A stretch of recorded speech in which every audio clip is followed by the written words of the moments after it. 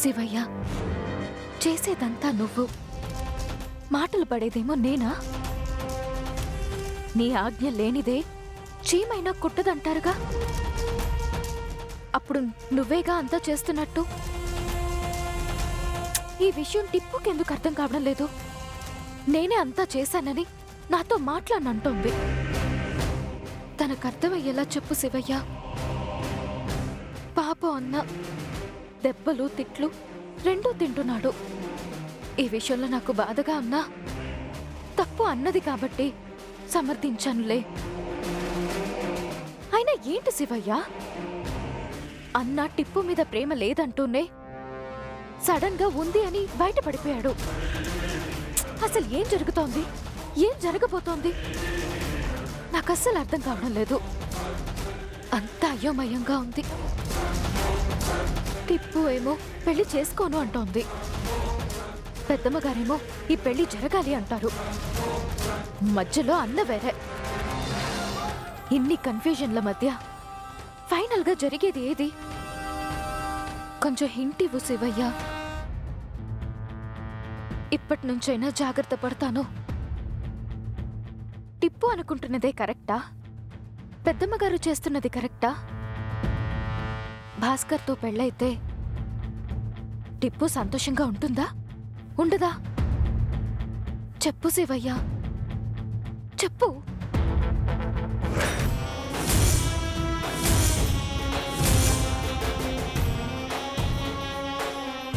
శివయ్య, దీని అర్థం ఏంటి?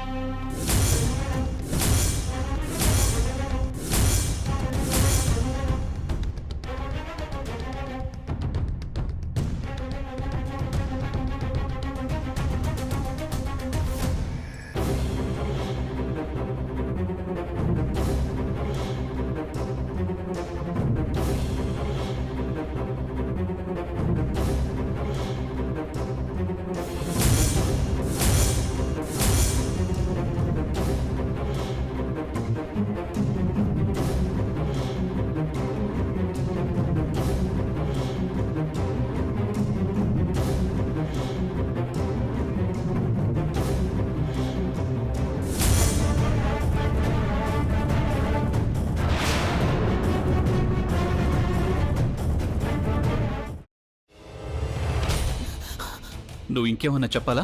ఇంకేమన్నా అబద్ధం చెప్పాలనుకుంటే చెప్పేయి. నేను చూడాలనుకుంటున్నాను నన్ను మోసం చేయడానికి నువ్వు ఎంత నీచానికి దిగజారగలవు అని. ఎందుకు ఆలియా, ఎందుకు నువ్వు ఇలా చేసావు? నీకు తెలుసు కదా నానమ్మ తర్వాత నీ ఒక్కదానిని కదా నేను పూర్తిగా నమ్మేది. ఏమన్నావు నువ్వు? ఈ మధ్య అన్నిటినీ మర్చిపోతున్నావా? అది చాలు.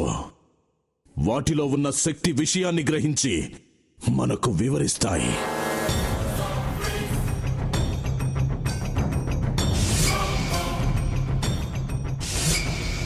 ఎవరు ఆ దండ విప్పొద్దు, గది తలుపులు తెరవద్దు.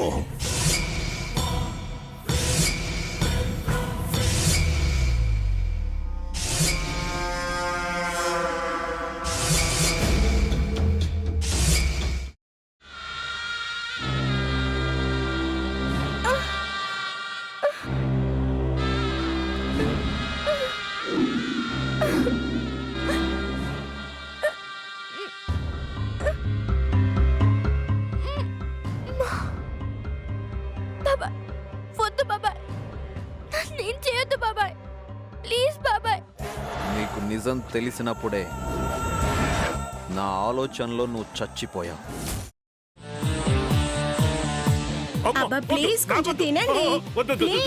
భీమారావు గారు, మీరా? ఇగో మీరా కాదు, సక్కుబాయ్. అవును, మీ పనామే లేచిపోయిందని చెప్పి కంప్లైంట్ ఇచ్చినావు కదా. రేయ్, ఆయన కంప్లైంట్ ఇచ్చింది లేచిపోయిందని కాదు, కనిపించడం లేదు అని. అట్లానా? సరే మేడం. ఇడియట్. ఆ వంట మనిషి పేరేంటన్నారు? రత్తాలు మేడం. ఏం పెద్ద మంచి, నీ వంట మంచిని కూడా మేడం అని పిలుస్తావా? రేయ్ హాఫ్ బ్రెయిన్,